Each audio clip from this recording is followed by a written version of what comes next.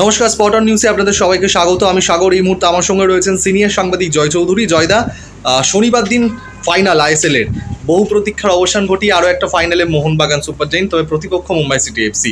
তবে 4 ম্যাচের জন্য নির্বাসিত হতে হয়েছে সাদিকুকে। উড়িষ্যার মাটিতে আমরা দেখেছিলাম রেড কার্ড দেখতে হয়েছিল, আর তারপরেই এই সিদ্ধান্ত বেরিয়ে এলো। এটা মোহনবাগানের জন্য কতটা ধাক্কা, কি বলবে তুমি? দেখো, অল ইন্ডিয়া ফুটবল ফেডারেশনের শৃঙ্খলা কমিটি, ম্যাচ কমিশনের রিপোর্ট, রেফারি রিপোর্ট বিবেচনা করে যে সিদ্ধান্ত নিয়েছে সেটাকে সমালোচনা করার খুব একটা জায়গা নেই। কারণ সেদিনকে আমরা দেখেছিলাম, ক্যামেরায় ধরা পড়েনি, যে তোমরা মাঠে যারা ছিল তারা দেখেছে, তুমিও ছিলে, যে সাদিকুর যে অ্যাটিটিউড ছিল রেড কার্ড দেখার পর সেটা ঠিকঠাক ছিল না। তিনি একটা বল মেরে উড়িষ্যার গ্যালারিতে পাঠিয়ে দেন। তিনি রেফারির সঙ্গে বচসায় জড়িয়ে পড়েন, কিছু কটূক্তি করেছিলেন, সেদিক থেকে ঠিক আছে। কিন্তু সাদিকু যে এত বড় শাস্তি পাবেন সেটা বোধহয় তিনি নিজেও ভাবতে পারেননি।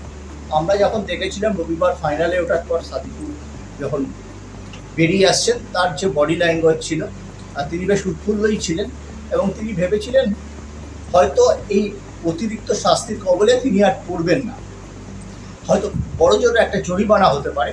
কিন্তু সাদিকুর এই শাস্তিটা নিঃসন্দেহে মোহনবাগানের কাছে একটা বড় ধাক্কা। দুটো জিনিস এখানে আছে। কামিংস বক্স স্ট্রাইকার, একজন বক্স স্ট্রাইকারের দরকার আছে। যেভাবে দিমিত্রি শট ফিস্ট করে সামনে ফেলে দিয়েছিলেন অমরিন্দর সিং, তাকে ফলো করে গোল করেছেন, সেটা হয়তো সাদিকু নাও করতে পারতেন। কিন্তু সাদিকুর একটা অ্যাডভান্টেজ হচ্ছে, সাদিকু কিন্তু বক্স স্ট্রাইকার নন, তিনি নিচে নেমেও বল দখলের জন্য নিচে নামেন, লড়াই করেন, অনেকটা স্পেস নিয়ে খেলেন। আর কামিংসের খেলার ধরন একেবারে টিপিক্যাল বাইচুং ভুটিয়ার মতো, একদম বক্সে দাঁড়িয়ে খেলেন। যে খেলাটা সুনীল ছেত্রীকেও পরবর্তীকালে আমরা খেলতে দেখেছি, সেই খেলার সময় কিন্তু সাদিকুর মধ্যে রয়েছে ওয়েল বিল্ড চেহারা, কামিংসেরও ওয়েল বিল্ড চেহারা। এরকম প্লেয়ারের একজন দরকার আছে। মনে রাখতে হবে, খুব কঠিন ম্যাচ মুম্বাই যে হেরে গিয়েছিল লিগ শিল্ডে, এখানে 15ই এপ্রিল, তার কিন্তু একটা রিভেঞ্জ তারা নিতে চাইবে। সে রিভেঞ্জ আমরা আজকে মোহনবাগানের মধ্যে দেখেছিলাম উড়িষ্যার বিরুদ্ধে সেকেন্ড লেগের ম্যাচে। ঠিক সেই জিনিসটা কিন্তু মুম্বাইয়ের কাছে থাকবে। এবং মনে রাখতে হবে, মোহনবাগান শেষ 3টে ম্যাচই কিন্তু খুব হাড্ডাহাড্ডি ম্যাচ হয়েছে, প্রচণ্ড প্রেশার নিয়ে খেলতে হয়েছে।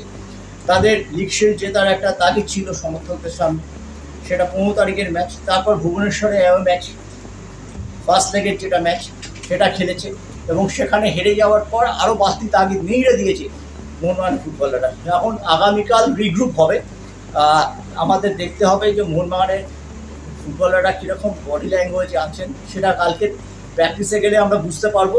কিন্তু এটা সাদিকু, এই যে সাসপেনশনটা, এটা ধাক্কা, এটা হয়তো হাবাসের পক্ষে সুবিধা হলো। হাবাস হয়তো ডবল মাইন্ড থাকতেন, সাদিকুকে নামাবেন না, কামিংসে নামাবেন, এখন কোনো জায়গা নেই, কামিংসই খেলবেন। 5 জন বিদেশি মোহনবাগানের অ্যাভেলেবল আছে, ওদের কিন্তু 6 জন বিদেশি আছে। এবং এই ম্যাচ টাই ব্রেকারে গেলেও অবাক হওয়ার কিছু নেই। আগের ম্যাচটা আমরা দেখেছিলাম প্রায় টাই ব্রেকারে যেতে যায়নি, একটা দুরন্ত গোল আব্দুল সাহাল করে দিয়েছিলেন ফলো আপ করে। তা সেক্ষেত্রে এটা কিন্তু হাবাসের পক্ষে সিদ্ধান্ত নিতে ভালো, দলের সার্বিক ব্যাপারে কিন্তু এটা বড় ধাক্কা। জয়দা, অসংখ্য ধন্যবাদ। খুব গুরুত্বপূর্ণ আপডেট দর্শকদের সামনে তুমি তুলে ধরলে। তবে আপনারাও বিভিন্ন আপডেটের জন্য চোখ রাখুন স্পট অন নিউজে।